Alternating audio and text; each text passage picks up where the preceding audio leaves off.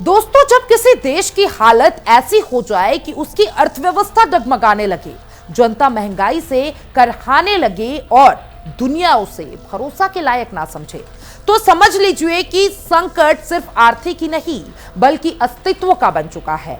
इस वक्त यही कहानी है पाकिस्तान की, एक ऐसा देश जो चारों तरफ से दबाव में है और हर मोर्चे पर जूझ रहा है। शुरुआत करते हैं उस सबसे बड़े संकट से जो हर समस्या की जड़ है। जी हां, कर्ज। पाकिस्तान पर विदेशी कर्ज का बोझ जो लगातार बढ़ता जा रहा है। अब हालात यह है कि उसे पुराने कर्ज चुकाने के लिए नए कर्ज लेने पड़ रहे हैं और हाल ही में यूनाइटेड अरब ने करीब $3.5 बिलियन लौटाने की बात सामने रखी है। इसमें वह कर्ज भी शामिल है जो 1990 के दशक से लटका हुआ था और वो भी जो पिछले कुछ सालों में लिया गया। लेकिन सवाल उठता है, अचानक इतनी जल्दी कर्ज लौटाने की जरूरत क्यों पड़ी? असल में पाकिस्तान को एक नए बेलआउट पैकेज की दरकार है और इसके लिए उसे इंटरनेशनल मॉनेटरी फंड यानी कि आईएमएफ की शर्तें पूरी करनी होगी। आईएमएफ साफ कह चुका है, सब्सिडी हटाओ, टैक्स बढ़ाओ और घाटा कम करो।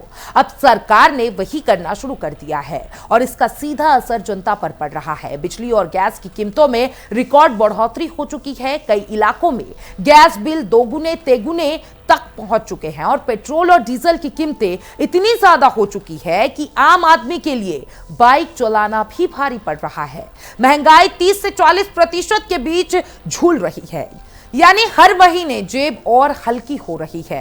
आटा, दाल, दूध, सब्जियां, हर चीज की कीमत आसमान छू रही है और आम आदमी वो बस अपने खर्चों और कमाई के बीच फंसा हुआ है। लेकिन कहानी यही खत्म नहीं होती, क्योंकि पाकिस्तान की सरकार ने जिस सेक्टर को सबसे ज्यादा प्राथमिकता दी है वो है डिफेंस, यानी सेना और सुरक्षा पर खर्च लगातार बढ़ रहा है, जबकि शिक्षा, स्वास्थ्य और इंफ्रास्ट्रक्चर जैसे जरूरी सेक्टर पीछे छूट रहे हैं।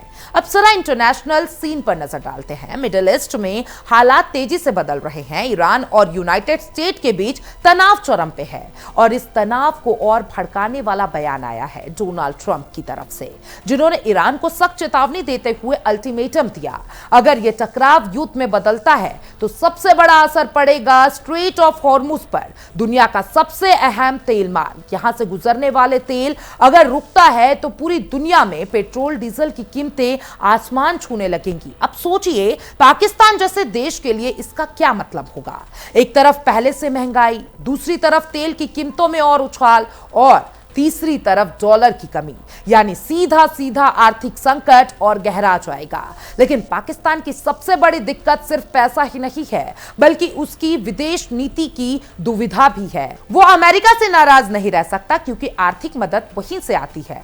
वो ईरान के खिलाफ खुलकर नहीं जा सकता क्योंकि पड़ोसी देश है और सीमाएं जुड़ी है। और वो सऊदी अरब को भी नाराज नहीं कर सकता क्योंकि वहां से निवेश और सपोर्ट मिलता है। यानी तीनों तरफ से रिश्ते और तीनों तरफ से दबाव, और इसी वजह से पाकिस्तान की स्थिति कुआं और खाई के बीच फंसी हुई है। इतना ही नहीं, ईरान ने तो साफ कह दिया है कि उसे पाकिस्तान की मध्यस्थता की जरूरत ही नहीं है। यानी इंटरनेशनल लेवल पर पाकिस्तान की विश्वसनीयता भी घेरे में आ चुकी है। अब आते हैं अंदरूनी हालात पर, जो शायद सबसे ज्यादा चिंताजनक है।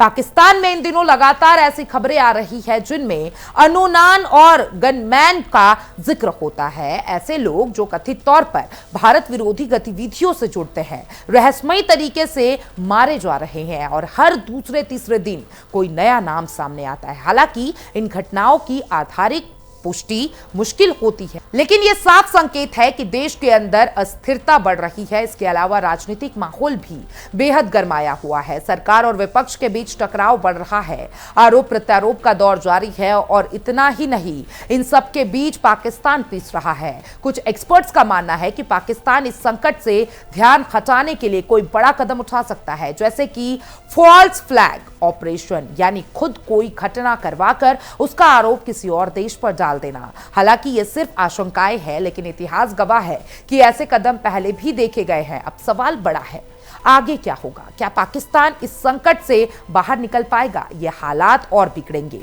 सच ये है कि जब तक ठोस आर्थिक सुधार नहीं होता, तब तक पारदर्शिता नहीं आती, और जब तक विदेश नीति स्पष्ट नहीं होती, तब तक हालात सुधरना मुश्किल है। क्योंकि अभी पाकिस्तान एक ऐसे मोड़ पर है जहां हर फैसला जोखिम भरा हो सकता है, और वो IMF की शर्त मानता है तो जनता नाराज होती है, और अगर नहीं मानता तो आर्थिक मदद बंद हो सकती है। अगर वो किसी एक देश का साथ देता है तो दूसरा नाराज हो जाएगा, और इन सब के बीच सबसे ज्यादा नुकसान किसका? आम आदमी का, जो हर दिन बढ़ती कीमतों से लड़ रहा है, जो हर महीने अपने खर्च को मैनेज करने की कोशिश कर रहा है, और जिसे इन बड़े फैसलों का सीधा असर झेलना पड़ता है। आने वाले दिन बेहद अहम है। अगर मिडिल ईस्ट में हालात बिगड़ते हैं और तेल की कीमतें और बढ़ती हैं और कर्ज का दबाव और बढ़ता है, तो पाकिस्तान के लिए हालात और मुश्किल हो सकता है। और अगर ये संकट गहराता है तो इसका असर सिर्फ एक देश तक सीमित नहीं रहेगा, बल्कि पूरी दुनिया इसकी चपेट में आ सकती है। क्योंकि आज की दुनिया में कोई भी संकट अकेला नहीं रहता, वो धीरे धीरे ग्लोबल बन जाता है। अब देखना यह है क्या पाकिस्तान इस तूफान से निकल पाएगा, या फिर ये संकट उसे और गहरे अंधेरे में धकेल देगी।